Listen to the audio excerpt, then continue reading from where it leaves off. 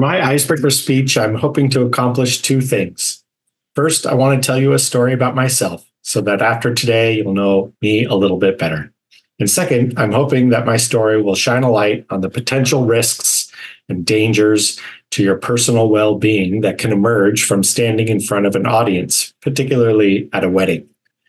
Madam Toastmaster, fellow Toastmasters, and honored guests, I stand before you today as the self-proclaimed best man, not just in title, but also in experience. Now I know what you might be thinking. Is he really the best man? Well, let me tell you the tale of two weddings that will hopefully answer that question. First, let's rewind the clock to a beautiful sunny day when I found myself standing next to my dear friend Corey as his best man. The setting was picturesque, the atmosphere serene, and love was in the air.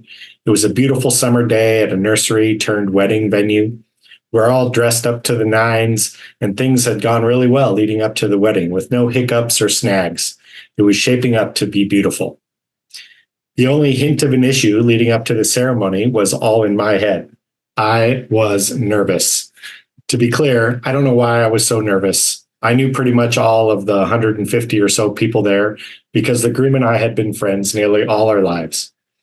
Maybe I was nervous because I did know all the people. All I had to do was stand there and hand him the ring when it was time. We practiced.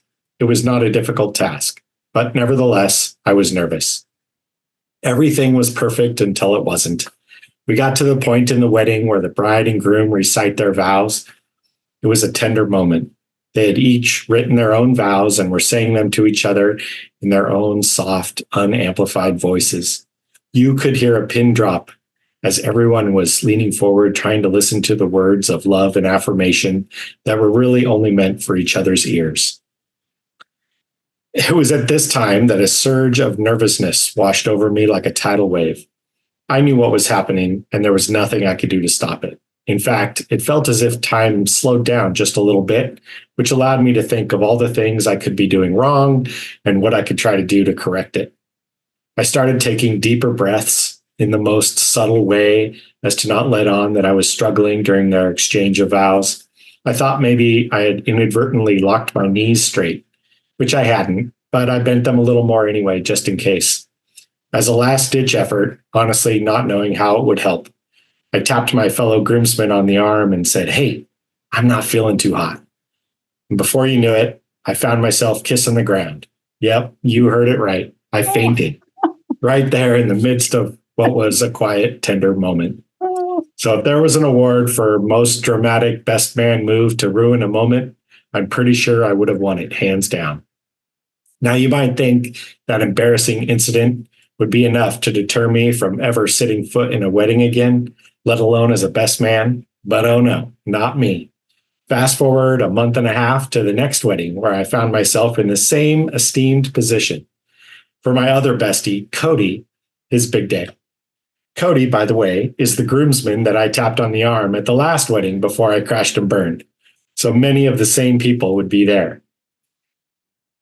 As Cody's wedding day approached, my anxiety increased. The fear of a repeat performance haunted me like a ghost. Every conversation that day started with people bringing up the incident from the month before. It hadn't really been fully lived down yet. And of course, everyone wanted to talk about it and ask if I was going to make it through this one rubber side down, so to speak. I was sweaty. I was nervous, and I could feel the fainting sensation creeping up on me like a thief in the night. The time had arrived. As we were all taking our places, literally everyone in the wedding party asked me if I was going to be okay. And all I could say is yes. The bride and groom certainly didn't need to worry about me on their special day. As the music played, we took our positions in front of a packed hall full of guests. We stood there for what seemed like an eternity. I was in my own head again, big time.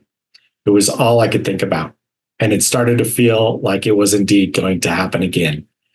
I was breathing as deeply as possible and shaking my extremities as subtly as I could. It wasn't working. I was doomed to repeat. Now, just a little completely unrelated backstory. The bride and groom are pop culture aficionados, a sort of pop culture renaissance couple, and they are big fans of the movie The Princess Bride. So there I was, standing there, staring at the crowd, waiting for the music to stop. I was literally watching the walls get farther away, and a wash of gray was creeping into my peripheral. I could feel the color leaving my face. When I thought history was doomed to repeat itself, a ray of hope appeared in the form of the wedding officiant. So after the music stopped in the incredibly long silence, the officiant says, "Marriage is what brings us together today. Love, true love." And that was it. Laughter erupted, and everyone got a moment to fall out of character and just laugh. With one well timed joke, she managed to break the tension and bring joy and laughter to the room. And let me tell you, folks, that laughter was like a magic spell that banished my fainting demons away. Suddenly, I felt like a weight had been lifted off my shoulders and I could finally breathe again. So, what's the moral of this story, you ask? Well, I was going to say, you can't be too careful when you're asked to perform a task in front of a lot of people. After all, I'm proof it can be outright dangerous to your health. But in light of these events, I think the true lesson here is that laughter is the best medicine.